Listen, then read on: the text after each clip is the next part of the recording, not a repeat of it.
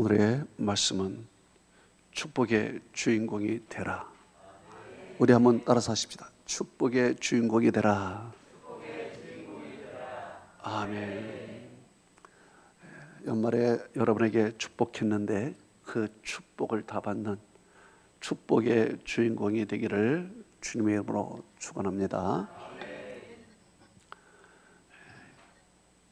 사람 중에 가장 복된 사람은 바로 하나님을 믿는 사람입니다.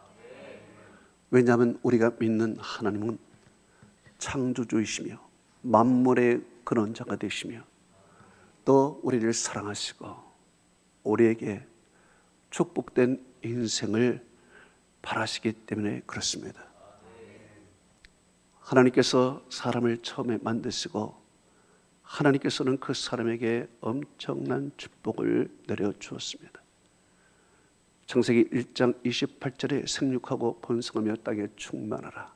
땅을 정복하라. 바다의 물고기와 하늘의 새와 땅에 움직이는 모든 생물을 다스리라 하시니라 말씀했습니다. 하나님께서 우리에게 번성의 축복, 땅에 충만한 축복, 다스리는 축복,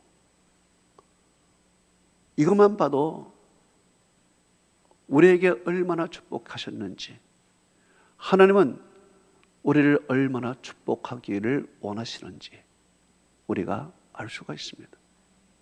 하나님께서는 모세를 통하여 제사장 아론과 그 제사장이 될 그 후손들에게 부탁했습니다. 이스라엘 백성들을 대대로 축복하라.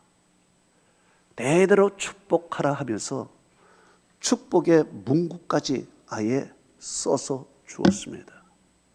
그 축복의 문구가 무엇이냐? 바로 민수기 6장 22절에서 27절에 이렇게 말씀했습니다.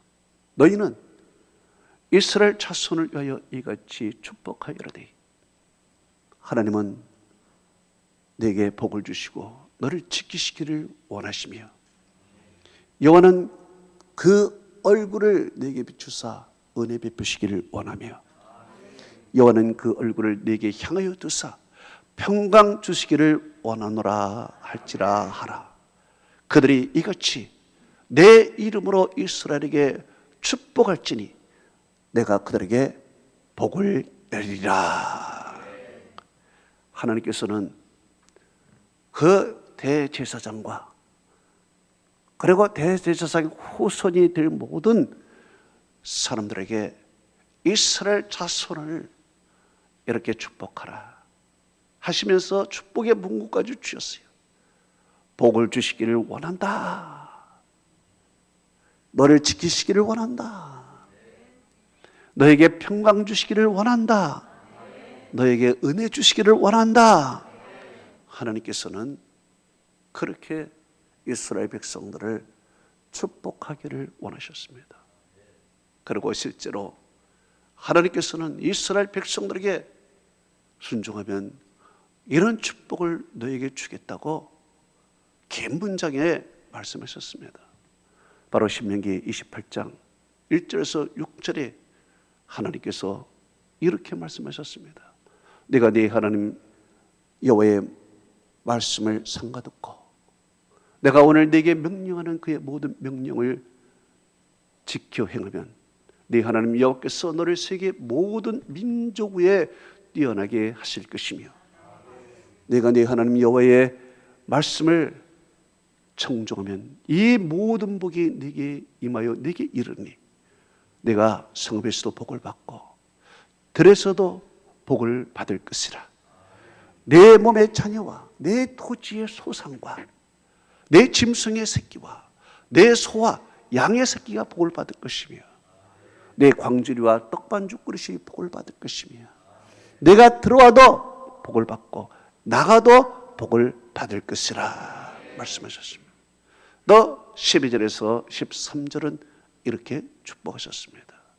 여호와께서 너를 위하여 하늘의 아름다운 보고를 일사 내 땅에 때를 따라 비를 내리시고 내 손으로 하는 모든 일에 복을 주시리니 너는 많은 민족에 구워줄지라도 너는 꾸지 않을 것이며 여호와께서 너를 머리가 되고 꼬리가 되지 않게 하시며 위에만 있고 아래에 있지 않게 하리니 오직 너는 네 하나님 여호와의 명령을 듣고 지키고 행하며 내가 오늘 네게 명령하는 그 모든 말씀을 따라 지키면 그리고 다른 신을 따라 섬기지 않으면 이와 같으리라 말씀했습니다.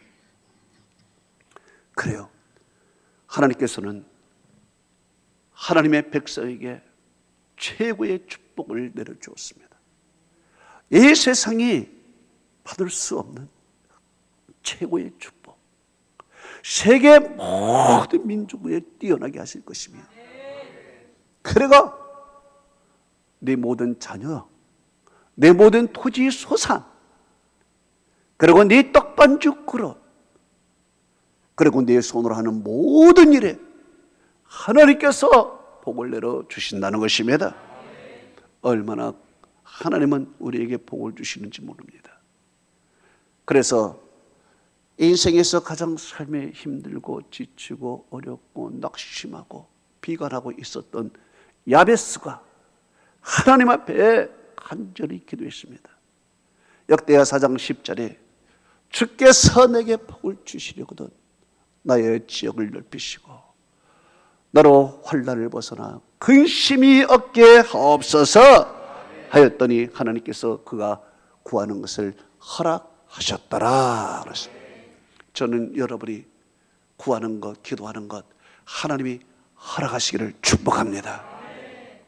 또한 신약에 와서도 사도 요한은 성령의 감동으로 하나님의 사람 가이오에게 그 유명한 축복을 했습니다.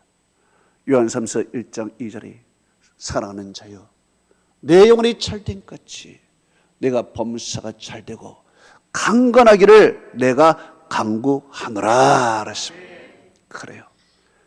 이렇게 하나님께서는 이 외의 말씀, 엄청난 말씀 가운데 하나님께서는 축복을 선포하시고 이 축복을 하나님이 우리에게 주셨다는 것입니다.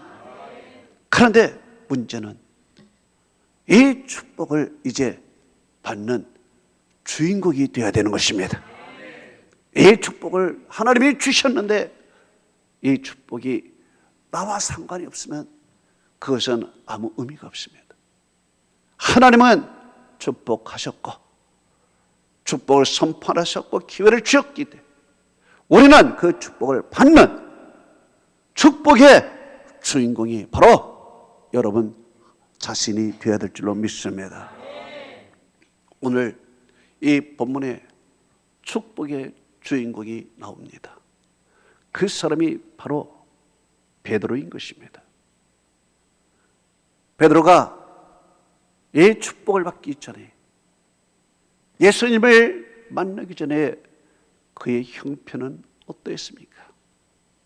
세상에서 가장 비천하고 낮고 불쌍한 마음에 상처가 많은 가난한 사람이었습니다. 베드로는 그 직업이 어부인 것입니다. 당시에 어부는 고기에 하루 잡아서 하루 살아가는 가난한 사람이었습니다. 갈릴리에서 잡아들이는 고기는 아주 가난한 사람들이 먹는 싸구려짜리 고기였습니다. 그렇기 때문에 그는 늘 고기를 잡아도 그날 먹고 사는 그런 참 가난한 어부였던 것입니다. 그런데 그나마 오늘은 그 고기조차 잡지 못했습니다. 한 마리도 낚지 못했습니다. 빈배로 돌아왔습니다. 그의 마음은 허탈합니다. 밤새도록 고기를 잡았기 때문에 몸은 지칩니다. 정신적으로도 힘듭니다. 이제 빈손으로 집에 돌아가야 되는 것입니다. 집에는 자기가 부양할 식구가 있습니다. 이 부양할 식구는 무엇을 가져오기를 기다리고 있지만 빈손으로 들어가는 가족의 마음은 얼마나 아프겠습니까? 이제 그는 허탈한 마음으로 맥없이 고개를 숙이고 배를 정박시키면서 그물을 이제 정리하고 있었습니다. 그런데 그 바로 옆에서는 예수님께서 무리들에게 말씀을 증거하고 있었습니다. 많은 무리들은 그 은혜를 받고자 예수님에게 몰려들었습니다. 그렇지만 인생이 피곤하고 허탈하고 가진 것이 없는 가난한 베드로는 그 은혜 되는 말씀조차도 귀에 들려오지 않았습니다. 이 모습을 본 예수님께서 베드로에게 다가오셨습니다. 그리고 베드로의 배에 올라타셨습니다. 베드로에게 말합니다. 육지에서 조금 띄워라. 그래서 베드로는 배를 같이 타고 육지에서 띄웠습니다. 예수님께서는 배에서 무리들을 가르치는 것입니다. 그런데 이 말씀을 누가 듣고 있나요? 베드로가 듣고 있는 것입니다. 가장 가까이에서 무리들은 육지에 있지만 베드로는 예수님과 한 배 타면서 예수님의 말씀을 가장 가까운 데서 듣게 되는 것입니다. 이제 말씀을 듣다 보니 마음에 좀 감동도 된 것입니다. 움직이는 것입니다. 그때 예수님께서 말씀하셨습니다. 깊은 데로 가자. 깊은 데로 가서 그물을 내려 고기를 잡으라. 말씀을 하셨습니다. 그런데요, 그때 당시의 상식으로는 오전에 해가 뜬 오전에는 깊은 데 고기가 없다는 것입니다. 이것이 어부들의 상식이고 갈릴리에 사는 사람들은 다 아는 일방적인 상식이었습니다. 그렇지만 예수님께서는 깊은 데로 가서 그물을 내려 고기를 잡으라 말씀하신 것입니다. 이것은 어쩌면 참 어이없는 말씀입니다. 베드로는 갈릴리에서 잔뼈가 굵은 어부입니다. 갈릴리 바다를 손바닥 보듯이 잘 아는 사람입니다. 지난 밤에는 물고기의 그 길을 다 차단해서 고기를 잡으려고 했던 사람이었습니다. 너무 잘 아는 이 지형을 베드로는 이 말을 듣고 보통 사람 같았으면 콧방귀를 꼈을 것입니다. 더구나 예수님께서는 그 직업이 목수였습니다. 고기 한 마리 잡아보지 못한 목수 출신 그 선생님이 깊은 데로 가서 그물을 내리라 할 때 참 이것은 어떻게 받아들여야 될지 이해가 안 되는 말씀인 것입니다. 그런데 베드로는 그 주님의 말씀을 받아들입니다. 자기 것을 내려놓습니다. 자기의 생각을 내려놓습니다. 자기의 경험을 내려놓습니다. 주님의 말씀에 얼마나 은혜를 받았는지, 주님의 설교에 얼마나 은혜를 받았는지 그는 마음이 감동이 되어 자기 생각, 자기 지식, 자기 경험을 다 내려놓고 주님 말씀 따라갑니다. 그리고 그는 이렇게 말합니다. 누가복음 5장 5절에 선생님, 우리가 밤이 새도록 수고했으되 잡은 것이 없지만은 말씀에 의지하여 내가 그물을 내리리다 그랬습니다. 말씀에 의지하여 내가 그물을 내리겠다 말했습니다. 그런데요, 말로만 내린 것이 아니라 실제로 내립니다.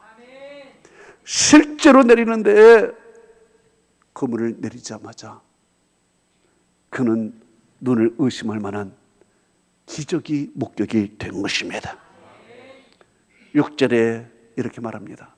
그렇게 하니 고기를 잡은 것이 심이 많아 그물이 찢어지는지라. 찢어질 정도로 고기를 잡았습니다. 너무 많은 고기를 잡아서 그물이 찢어지니 이제 동료들을 초청을 하고 빨리 와서 도와달라고. 동료들이 배를 몰고 가서 그 고기를 같이 담게 되는데 7절은 이렇게 말하고 있습니다. 2배의 체험에 잠기게 되었더라 그랬습니다. 얼마나 많은 고기를 잡았는지 이 2배에 가득히 채워서 거의 이 배가 가라앉을 정도가 됐습니다. 마치 여러분 고속도로에 가면은 큰 화물차가 짐을 얼마나 많이 실었는지 그 뒷모습을 보면 거의 차가 주저앉아서 기우뚱기우뚱거리며 간신히 가는 그 모습을 생각해 보십시오. 얼마나 많은 고기를 담았는지. 배가 거의 잠길 정도로 되고 간신히 육지에 도착했다는 것입니다. 오늘 베드로는 축복의 주인공이 된 것입니다. 오늘 가장 슬픈 날이 그에게는 가장 기쁜 날이 됐습니다. 가장 우울한 날이 그는 춤을 추는 하루가 되었습니다. 가장 어려운 날이 가장 신이 난 날이 되었어요. 할렐루야. 저는 여러분이 이런 축복을 받아서 인생의 역전이 있기를 축원합니다. 이렇게 베드로가 하나님의 은혜를 받았는데 어떻게 왜 그 은혜를 그가 이렇게 받았을까요? 그 어떤 과정이 있었을까요? 여러분, 이 하나님의 은혜는요, 하나님의 축복은요, 하나님의 은혜와 그리고 내가 믿음과 실천이 합해져서 그 축복이 되는 것입니다.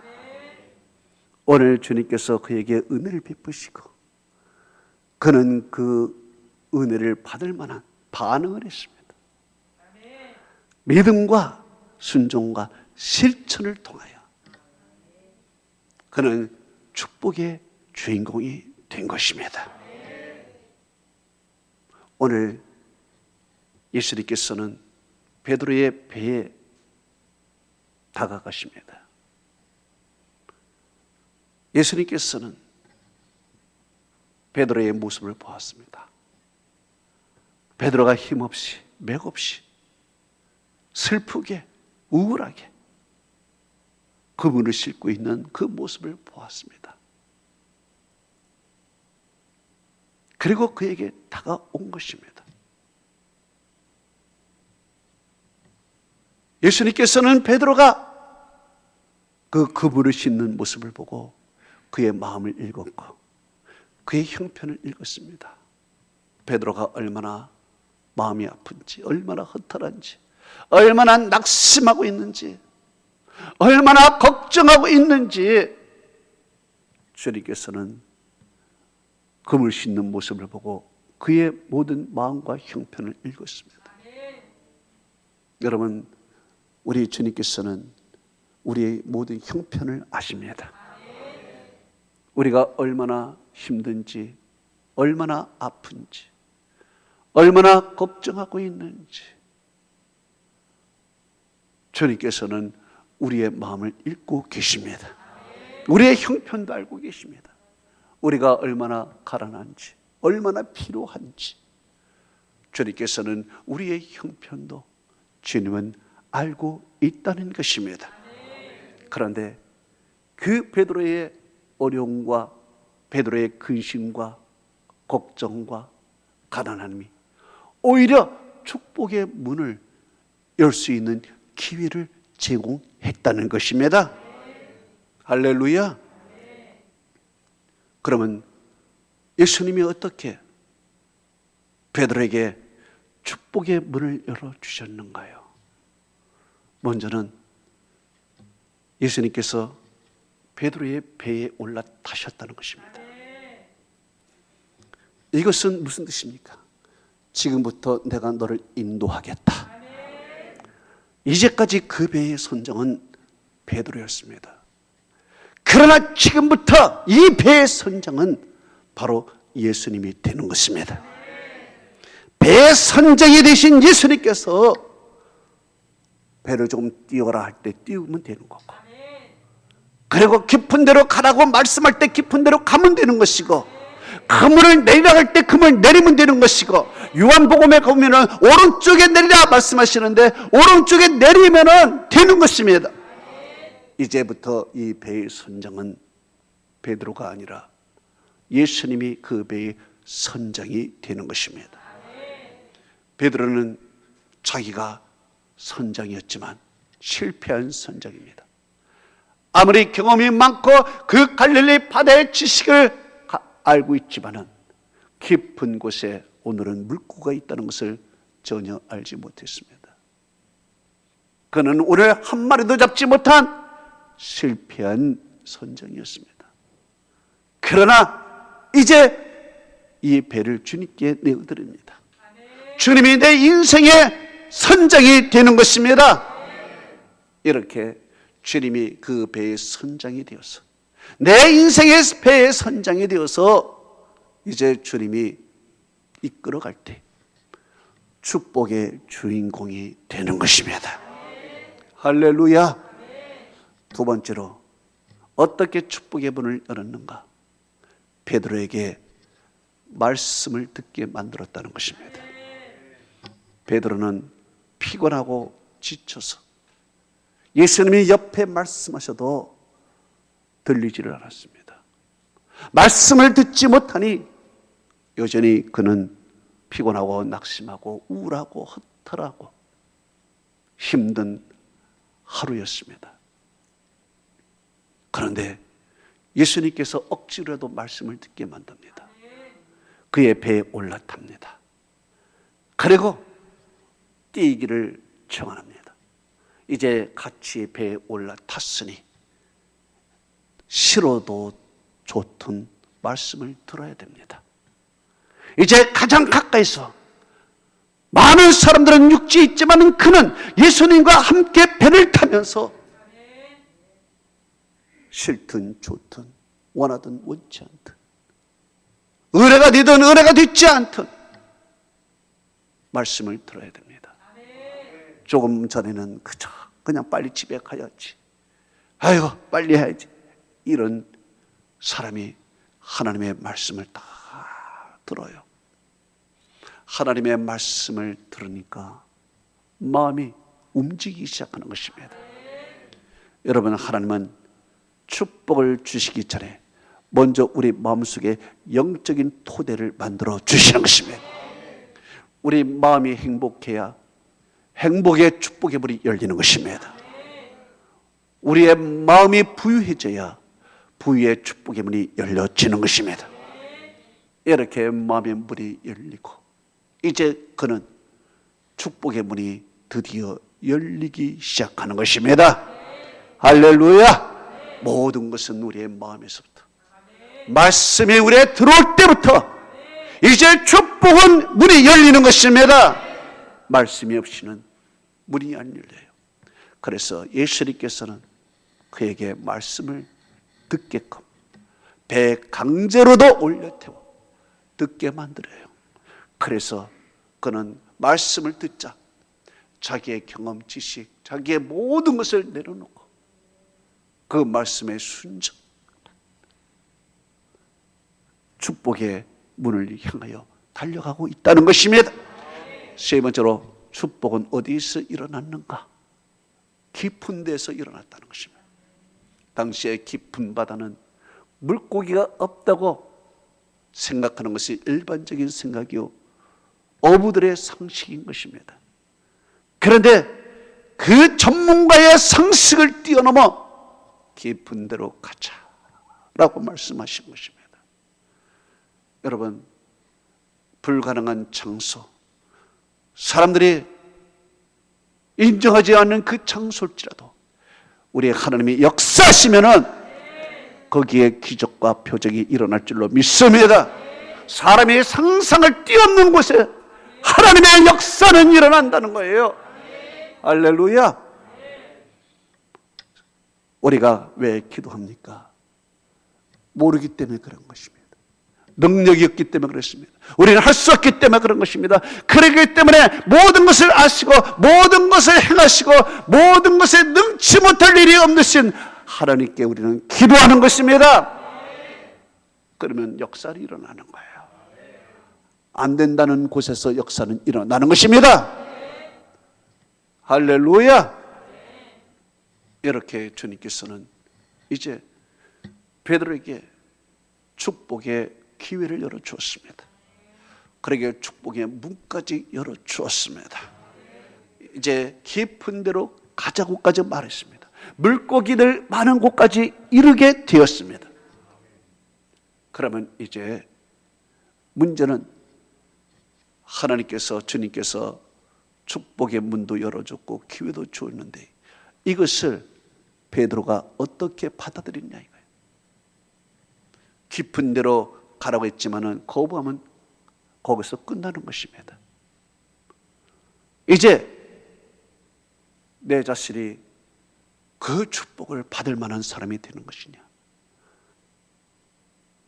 여기에 따라서 내가 축복을 받느냐 받지 못하느냐, 이거에 달린 것입니다.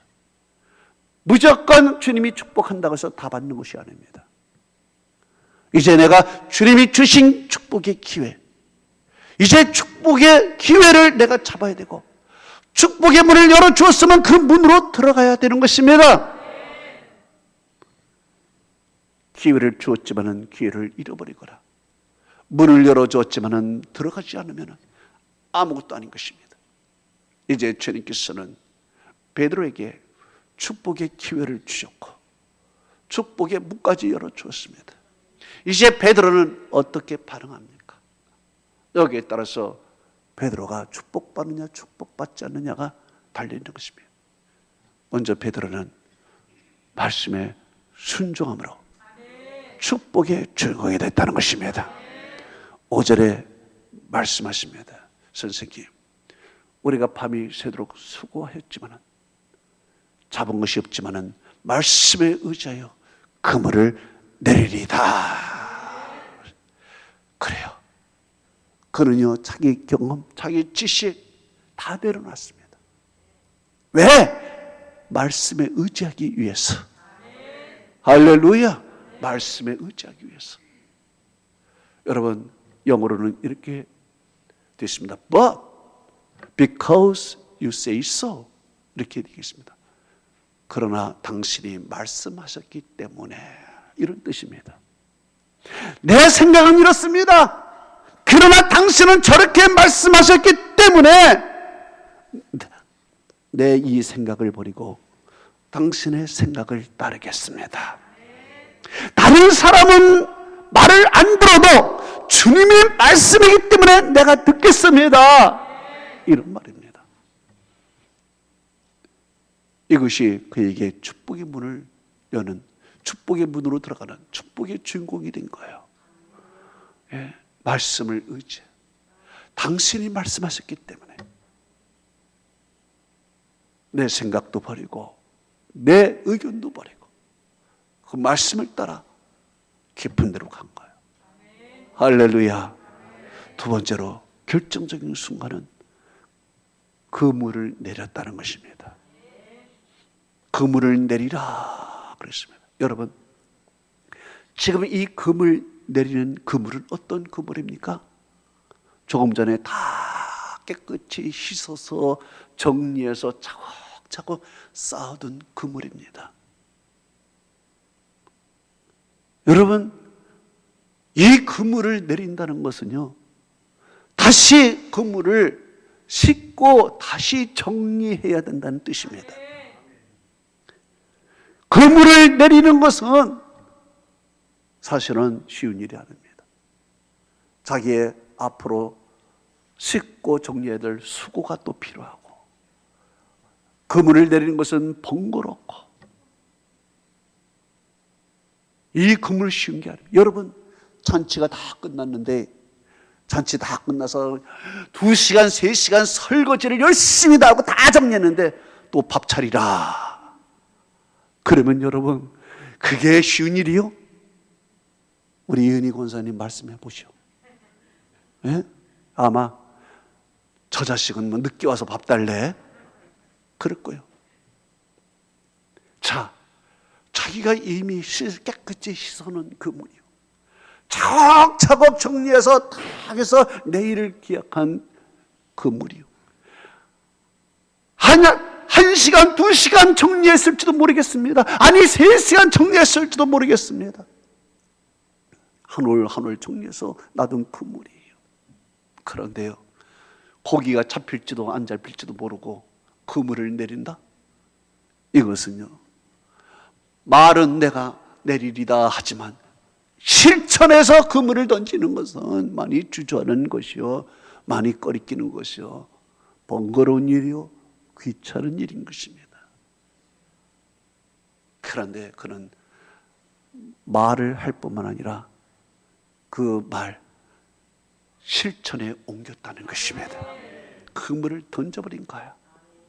자기가 수고했던 것, 뭐 또 더 수고할지 모르겠지만 그물을 던져버린 거야. 그랬더니 어떤 일이 일어나? 기적이 일어나는 것입니다. 할렐루야. 축복의 주인공이 된 거예요. 마지막에 말씀의 실천입니다. 말씀의 실천. 마음으로 순종할 뿐 아니라 그 말씀을 내가 그물을 직접 던지는 실천을 해버렸다. 그 실천은 어려운 실천이었어요. 그렇지만 그것을 그대로 실천하니 그물이 찢어질 정도로 주께서 그에게 축복을 해 주시고, 그는 오늘 축복의 주인공이 된 것입니다. 결론을 맺습니다. 주님께서는 우리에게 축복을 주시기를 원하십니다. 축복이라는 것은 주님의 은혜와 그리고 플러스 내가 믿고 순종하고 실천하는 것이 딱 하나가 될 때 기적은 일어나는 것이고, 그 가운데 나는 축복의 주인공이 되는 것입니다. 주님은 이미 우리에게 축복을 선포하셨고 주시기를 원하셨습니다. 아니, 오늘 축복의 기회를 주시고 축복의 문도 열어 주었을지도 모르겠습니다. 이제 그 축복의 기회를 여러분 가져야 되는 것입니다. 축복의 문으로 들어가야 되는 것입니다. 마지막에는 그물을 던지듯이 완전히 실천을 해야 됩니다. 그물을 내 손에서 던지는 순간, 내 손에서 떨어지는 순간, 이제 이 그물에 잡히고 안 잡히고는 하나님이 하시는 것입니다. 내가 하는 것은 던지는 여기까지입니다. 여기까지. 이제 고기가 많든 고기가 적든 이제 그것은 주님이 하실 일입니다. 여기까지. 할렐루야. 그러면 축복의 주인공이 될 수 있어요. 하나님의 은혜와 축복이 함께하기를 축원합니다. 여러분